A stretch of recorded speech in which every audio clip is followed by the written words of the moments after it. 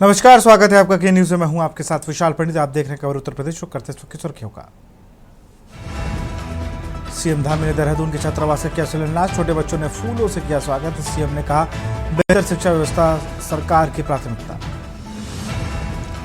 धामी सरकार का फैसला, ऑपरेशन सिंदूर उत्तराखंड के मदरसों के सिलेबस में होगा शामिल। नए पाठ्यक्रम में ऑपरेशन सिंदूर का चैप्टर होगा शामिल। हेमकुंड साहिब के कपाट खुलने की तैयारी। 23 ऋषिकेश से 22 मई को रवाना होगी यात्रा का पहला जत्था।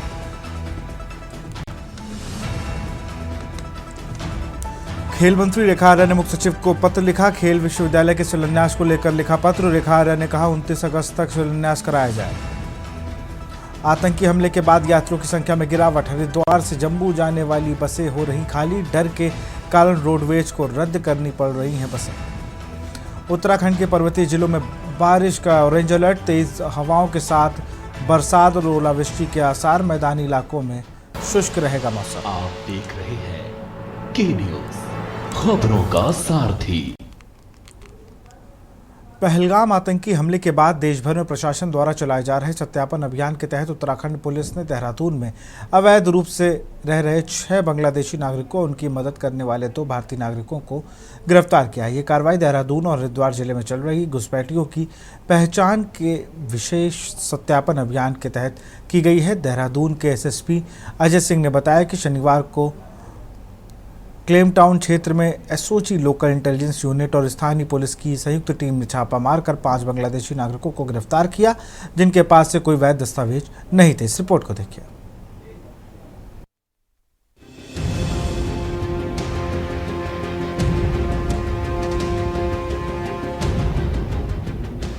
आपको बता दें, आरोपी मुनीर चंद्र राय ने पूछताछ में बताया कि वह 16 वर्ष की आयु में राधिकापुर बॉर्डर कल्याणगंज पश्चिम बंगाल से अपने मामा के घर धनकल कल्याणगंज आया था, जहां वह 2 वर्ष रुका। उसके बाद आरोपी मुनीर ने नोएडा में 2 साल तक काम किया, फिर अपने मामा के पास वापस लौट गया। मुनीर ने वर्ष 2016 में पूजा रानी से विवाह किया। पूजा रानी का ये दूसरा विवाह है, जिसके पूर्व पति शमशूर का देहांत हो चुका था। पहले पति से महिला के 2 लड़के हैं, जिनमें से एक लड़का राजस्थान में रहता है और दूसरा महिला के साथ देहरादून में रहता है। मुनीर से महिला की 2 लड़कियां हैं। साल 2016 में झज्जर राजस्थान में आरोपी मुनीर ईंट भट्टे पर काम करता था, जिसके बाद मुनीर वापस बंगाल अपने मामा के घर चला गया था। वर्ष 2023 में अलाउद्दीन को बांग्लादेश से भारत आने में सहायता की और उसको लेकर हरवाला देहरादून आया। मुनीर ने हरवाला देहरादून में निर्मित कैंसर हॉस्पिटल में कार्य किया। इसके बाद मुनीर वापस चला गया। उसके बाद नूर इस्लाम ने मुनीर की बांग्लादेश से भारत आने में सहायता की तथा मुनीर को लेकर देहरादून आया तथा अलग अलग जगह कार्य करता रहा। फिलहाल मुनीर क्लेमेंट टाउन क्षेत्र में अपनी पत्नी पूजा रानी व अन्य बांग्लादेशी 4 व्यक्तियों के साथ मजदूरी कर रहा था। वर्तमान में मुनीर के साथ इसकी बीवी पूजा रानी उर्फ रेशमा व 2 बेटियां निवास कर रही थी। देहरादून के एसएसपी अजय सिंह ने बताया कि शनिवार को क्लेमेंट टाउन क्षेत्र में एसओजी लोकल इंटेलिजेंस यूनिट और स्थानीय पुलिस की संयुक्त टीम ने छापा मारकर 5 बांग्लादेशी नागरिकों को गिरफ्तार किया। इस सत्यापन अभियान के दौरान इसमें 5 संदिग्ध जो है बांग्लादेशी गिरफ्तार हुए थे और एक यहाँ पर भारतीय नागरिक भी इसके साथ जो इनके साथ निवास कर रहा था, उसकी भी गिरफ्तारी हुई थी। समस्त पूछताछ में पता चला है कि ये लोग विभिन्न समयों में बॉर्डर क्रॉस करके जो है विभिन्न जगहों पर रहते हुए यहाँ देहरादून समय समय पर आए थे और कुछ माह पूर्व ही यहाँ पर जो है निवास करते हुए यहाँ पर मजदूरी का काम कर रहे थे। और इसके साथ ही इनके पास से जो अवैध जो यहाँ के वोटर आई कार्ड भी, ये आधार कार्ड भी मिला। साथ ही साथ बांग्लादेश के भी 2 आधार कार्ड जो कहेंगे वहाँ का जो रिकॉग्निशन कार्ड है वो मिला था। इसके बाद जो इसमें समस्त पूछताछ में 2 व्यक्तियों के नाम से प्रकाश में आया, जो कॉन्ट्रैक्टर बेसिस पर जिनके द्वारा ये डॉक्यूमेंट्स भी तैयार किए गए फेक, और साथ ही साथ अलग अलग चैनल से जगह जगह भेजा जाता है। साथ ही साथ इस तरह के फेक डॉक्यूमेंट्स भी बनाते हैं जिससे वो यहाँ पर आकर विभिन्न स्थानों पर रह सके। इसके लिए हमारी टीम काम कर रही है। जल्दी दोनों को हिरासत में लेकर आगे की जो भी जानकारी इसको शेयर किया जाएगा। कि ये सरकार की जिम्मेदारी है। पिछले 7 साल से यहाँ भारतीय जनता पार्टी की सरकार है। केंद्र में पिछले 12 साल से बीजेपी की सरकार है। आखिर ये बांग्लादेशी यहाँ घुसे कैसे यहाँ रह रहे? क्यों इसकी अभी तक कोई जांच पड़ताल नहीं, जबकि हर वर्ष सत्यापन पहले से किया जाता था, जिसको पुलिस और वहाँ का लोकल प्रशासन करता था। क्या वो प्रक्रिया का पालन नहीं हो रहा था? और आज एक पकड़े गए हैं, इसका मतलब फेलियर है इंटेलिजेंस का भी और सरकार का भी। सरकार क्या कर रही थी? आँख बंद करके बैठी हुई है। और इसको भी मेरे को लगता है कि जैसे पाकिस्तान से युद्ध को अपने फायदे के लिए इस्तेमाल कर रहे थे, इसका भी इस्तेमाल करने की कोशिश कर रही होगी बीजेपी की सरकार को ये बताना चाहिए आखिर घुसे कैसे और कब से यहाँ रह रहे हैं, क्यों आपने जांच पड़ताल नहीं की? जब पाकिस्तान से युद्ध हुआ तब आप जांच कर रहे हैं। अभी तक आपका प्रशासन लाइव कहाँ थी? जिनकी जिम्मेदारी की कौन रहे उसकी जानकारी होनी चाहिए। तो पूरी तरीके से सरकार और तंत्र का फेल्योर है। वहीं उत्तराखंड की राजधानी देहरादून में लंबे समय से रह रहे 5 बांग्लादेशी व 1 भारतीय महिला के साथ 4 नाबालिग बच्चे भी साथ में रह रहे थे। देहरादून के क्लेमेंट टाउन क्षेत्र में सत्यापन की कार्यवाही के दौरान बांग्लादेशी नागरिकों से पूछताछ कर वैध दस्तावेज मांगे गए थे, तो कोई भी बांग्लादेशी वैध दस्तावेज, पासपोर्ट, वीजा नहीं दिखा पाया। इस दौरान एक बांग्लादेशी नागरिक मुनीर चंद्र राय से पटना, बिहार व पश्चिम बंगाल के 2 अवैध आधार कार्ड बरामद हुए और कृष्णा व निर्मल राय से बांग्लादेश की आईडी बरामद हुई। सभी बांग्लादेशी नागरिकों को अवैध रूप से भारत में प्रवेश कर निवास करने के अपराध में और भारतीय महिला को षड्यंत्र के तहत बांग्लादेशी नागरिकों की सहायता करने के जुर्म में गिरफ्तार किया गया। वहीं विपक्ष ने बीजेपी पर हमला बोलते हुए कहा कि बीजेपी ही वोट बैंक के खातिर बाहरी व्यक्तियों को यहां लाकर बसाती है और फिर अतिक्रमण को लेकर राजनीति करती है। देखिए, उत्तराखंड क्रांति दल का हमेशा मानना रहा है कि उत्तराखंड एक ऐसा राज्य बने जहां पर नशा मुक्त हो, जहां पर भ्रष्टाचार मुक्त हो, जहां पर रोजगार युक्त हो और जो वह पलायन से रुकावट हो, ऐसे राज्य की हम स्थापना कर रहे हैं। वहीं दूसरी तरफ बीजेपी की जो वर्तमान सरकार है वो इतनी भ्रष्ट है, इतनी क्या नाम उसको तानाशाही है कि वो वोट बैंक के लिए ही अभी से बांग्लादेशियों को यहाँ शरण दे रहे हैं और बाद में इन्हीं बस्तियों को उखाड़ने और बसाने के चक्कर में ये फिर अपना वोट बैंक बनाएंगे और अपनी राजनीति करेंगे। इनको उत्तराखंड के जो ओरिजिनल मूल निवासी हैं, जिनके लिए हम इतना पहले से लड़ाई लड़ रहे हैं, उनके बारे में इनको कभी सोचना नहीं है। हम इस बात का घोर विरोध करते हैं और शासन प्रशासन की इसमें उनकी नाकामी, उनकी फेलियर इसको समझते हैं। जहां की बांग्लादेशी घुसपैठिए अगर उत्तराखंड में रह रहे हैं तो ये बहुत बड़ी शर्म की बात वर्तमान सत्ताधारी सरकार को है। देखिए, प्रशासन की तरफ से वेरिफिकेशन अभियान चल रहा है जिसमें घर घर में चेकिंग हो रही है और जिस प्रकार से अभी 4-5 अभियुक्त जो है वो गिरफ्तार हुए हैं, पूरे जगहों पे जहाँ पे हमको शिकायतें मिली हैं और ऐसी सूचनाएं मिली हैं वहाँ पे हम लोग छापामारी कर रहे हैं और ये विस्तृत रूप से पूरे प्रदेश में ये अभियान चलाया जा रहा है ताकि जो भी अवैध तरीके से उत्तराखंड में रह रहे हैं उन पर कार्रवाई की जाए। अब तक जानकारी के मुताबिक भारतीय महिला ने इन बांग्लादेशी नागरिकों को देश में शरण दिलाने और रहने में सहायता की थी। इस आधार पर उसे भी षड्यंत्र और सहयोग के आरोप में गिरफ्तार किया गया है। 4 नाबालिग बांग्लादेशी बच्चों को पुलिस ने तत्काल संरक्षण में लिया है और चाइल्ड वेलफेयर कमेटी को सूचित किया गया है। पुलिस ने सभी आरोपियों के खिलाफ मामला दर्ज किया गया है। इसके अलावा उनके खिलाफ पासपोर्ट अधिनियम के तहत भी कार्रवाई की जा रही है। पुलिस के अनुसार इस पूरे मामले की जांच मिलिट्री इंटेलिजेंस ब्यूरो (IB) और LIU के संयुक्त टीम कर रही है। साथ ही राज्य में लगातार बाहर से आ रहे नागरिकों से पूछताछ की जा रही है। पुलिस घर घर जाकर सत्यापन कर रही है ताकि पता लग सके कि प्रदेश में कोई बाहरी तत्व आकर इस प्रदेश का माहौल खराब ना कर सके। Uttarakhand desk report.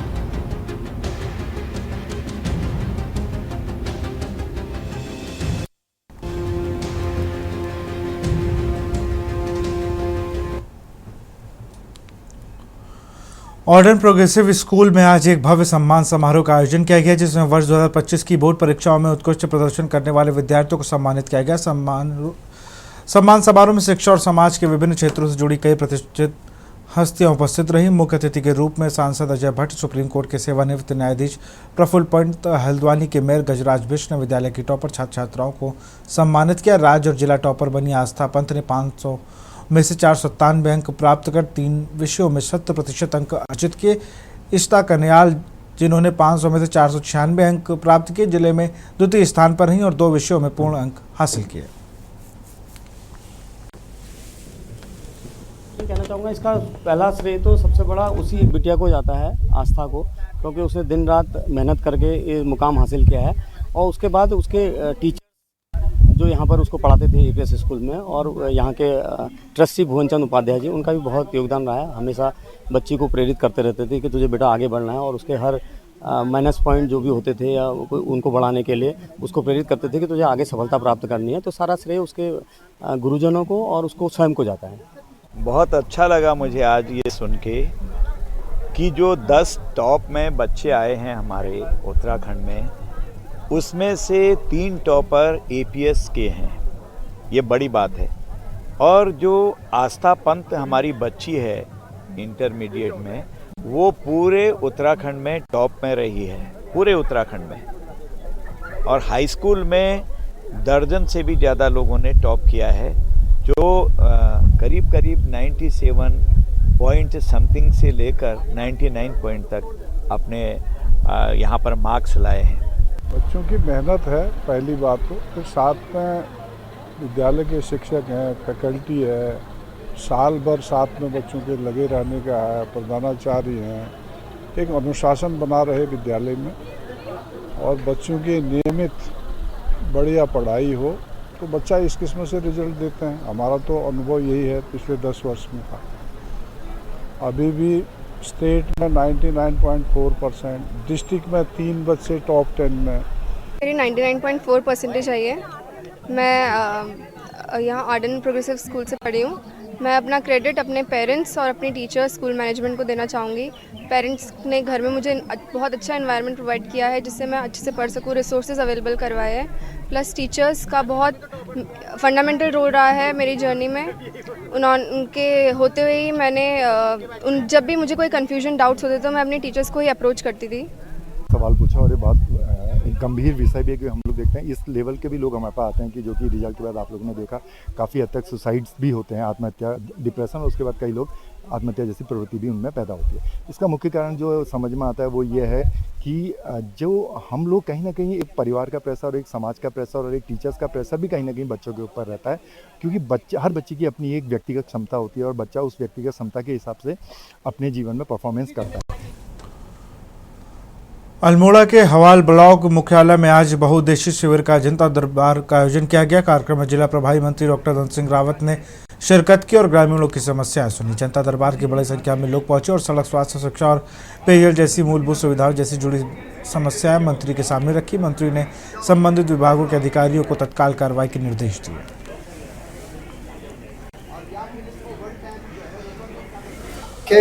हमारी सरकार के द्वारा हर ब्लॉक में जनता दरबार लगाए जा रहे हैं, और आज इसी परिप्रेक्ष्य में हॉलबाग में हम यहाँ पे जनता दरबार में मैं आया था, और लगभग 50 से ज़्यादा यहाँ पे फरियादी आए हैं। और मुझे लगता है कि जिन जिन के काम यहाँ पे होने थे वो यहाँ पे हो गए। 3-4 काम ऐसे जो कि प्रदेश स्तर के हैं, तो मैंने जिलाधिकारी के माध्यम से दोनों सचिवों को भी मार्क कर दिया। मुझे लगता है कि लोग काफ़ी खुश हुए कि सरकार जनता के द्वार आ रही है। आज मैं दिन भर ही, कल फिर जिला योजना की बैठक है। मैं प्रधानमंत्री मोदी जी का भी, अपने मुख्यमंत्री धामी जी का भी, अपनी सरकार का धन्यवाद देना चाहता हूँ कि हमारी सरकार जनहित के मुद्दों पे और जनता के बीच में हमेशा रहती है, और पत्रकार लोगों का भी धन्यवाद देना चाहता हूँ।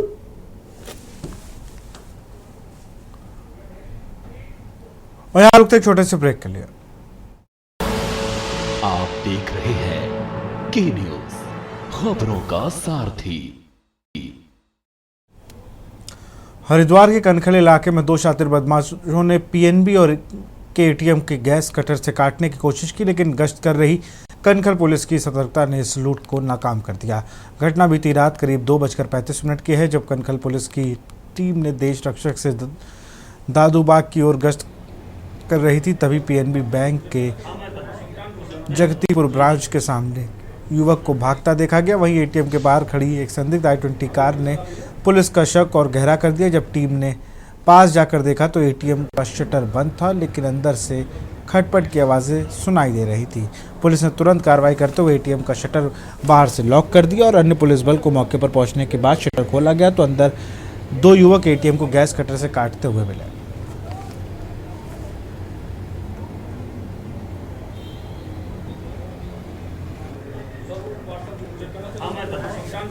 20 मई की रात्रि करीब 2:30 बजे के पास पार्टी है, वो जगजीतपुर पीएनबी जो ब्रांच है उसके पास में जो उनका एटीएम है उसके पास से जब ये गुजर रही थी तो उनको वहाँ पर कुछ एटीएम में संदिग्ध कुछ लोग नज़र आए। पार्टी द्वारा तत्काल उसको कॉर्डन ऑफ करके अन्य पुलिस बल को बुलाया गया। इस क्रम में उनको एटीएम को उसका शटर बंद करके उसने तब तक रोका गया। उसके बाद जब उनको पकड़ने की कोशिश की गई उनके साथ उन्होंने पुलिस के साथ गुत्थम गुत्था भागने का प्रयास किया। तत्काल पुलिस ने प्रभावी कार्रवाई करते हुए 2 लोगों को इसमें पकड़ा है। जिलाधिकारी समीन बंसल के निर्देश पर लंबे समय से जिले में एनडीआरएफ द्वारा स्कूल सेफ्टी प्रोग्राम चलाए जा रहे हैं। इस अभियान के तहत बच्चों और स्टाफ को सिखाया जा रहा है कैसे अपनी अन्य लोगों की सुरक्षा करनी है। इस अभियान में अचानक आई आपदा के समय क्या करें और क्या नहीं, ये टिप्स अब स्कूली बच्चों को भी दिए जा रहे हैं।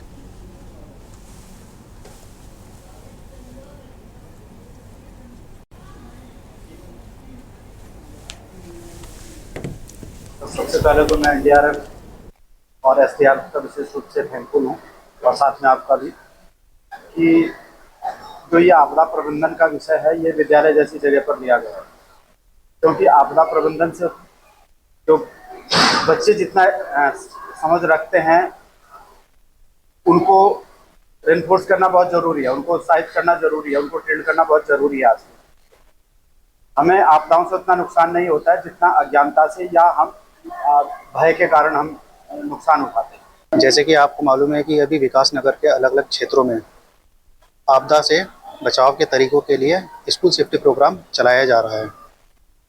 15वीं एनडीआरएफ की टीम श्री सुदेश कुमार दराल के मार्गदर्शन सेनानी 15वीं एनडीआरएफ के मार्गदर्शन में ये प्रोग्राम चलाया जा रहा है। इसमें बच्चों को डिजास्टर सिनेरियो में डू एंड डोंट्स के तरीके बताए गए हैं, जिसमें बच्चों ने एक्टिवली पार्टिसिपेट किया है। यहाँ पे स्कूल के स्टूडेंट ने और स्कूल के टीचर ने भी यहाँ पर इस प्रोग्राम में एक्टिवली पार्टिसिपेट किया है।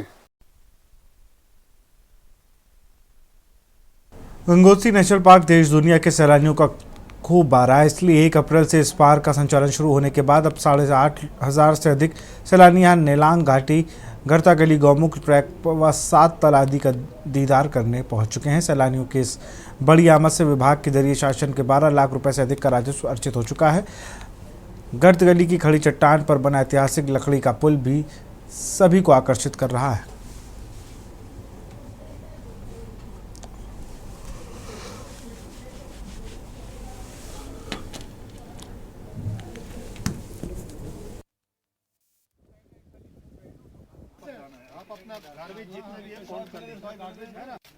हम सीमा दर्शन के लिए अपने उत्तरकाशी जनपद का सीमांत क्षेत्र है, भारत तिब्बत भारत चाइना बॉर्डर से का जो क्षेत्र है वहाँ पर सीमा दर्शन के लिए गए थे।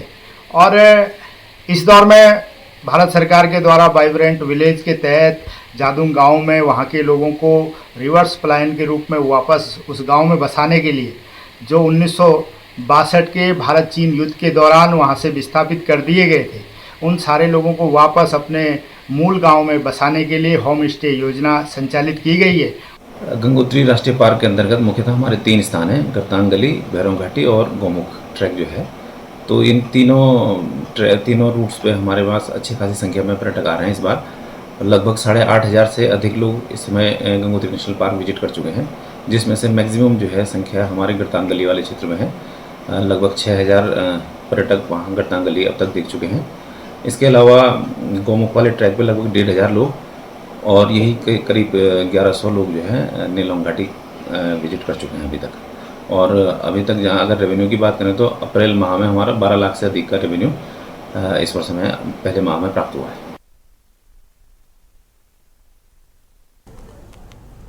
नानक मतला महाविद्यालय में मंगलवार को तहसील दिवस का आयोजन किया गया। जिलाधिकारी नितिन सिंह भदौरिया ने अधिकारियों को निर्देश दिए कि जनता की समस्याओं का समाबद्ध और गंभीरता समाधान किया जाए। तहसील दिवस में कुल 41 शिकायतें दर्ज हुई, जिनमें से 18 का निस्तारण मौके पर ही कर दिया गया।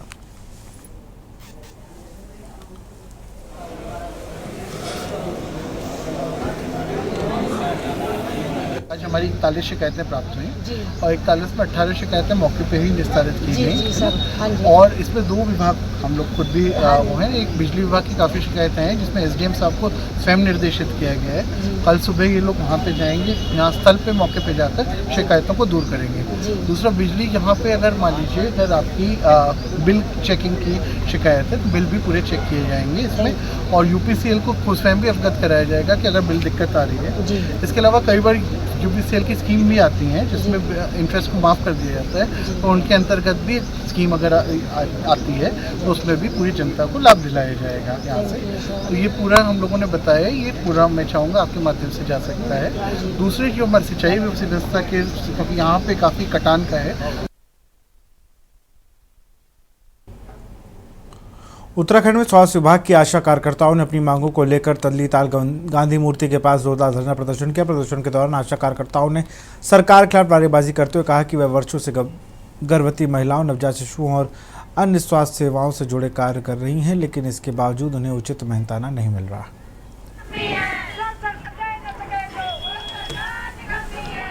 जो देशव्यापी हड़ताल है, इसमें जो सरकार ने 44 श्रम कानून लागू किए हैं, तो इसमें आज ये दशा है, जब आज आशाओं के लिए कुछ नहीं है, अगर ये श्रम कानून लागू हो जाएगा तो आशाओं का जो आशाएं हैं, जैसे महिला कामगार आशा जो महिला कामगार है, इनके लिए और भी दिक्कत का सामना होने वाला है। जो सरकार अपने जो विधायक हैं, सांसद हैं, उनके तो भत्ते बढ़ा रही है, उनके लिए तो रोज का आ रहा पेपर में कि आज सांसदों का इतना बढ़ गया, लेकिन आशा जैसी कामगार महिला, आशा आंगनबाड़ी भोजन माता, तीनों महिलाओं सेक्टर में कुछ भी नहीं है।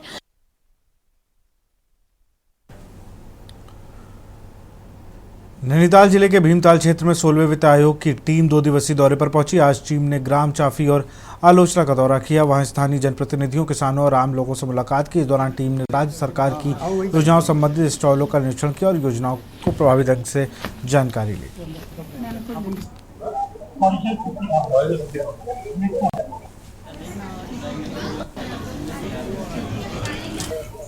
आज 16 वित्त आयोग की टीम जो हमारे ग्राम सभा अल्चौना में पहुंची, इससे जो है हमारे किसान सभी उत्साहित हैं।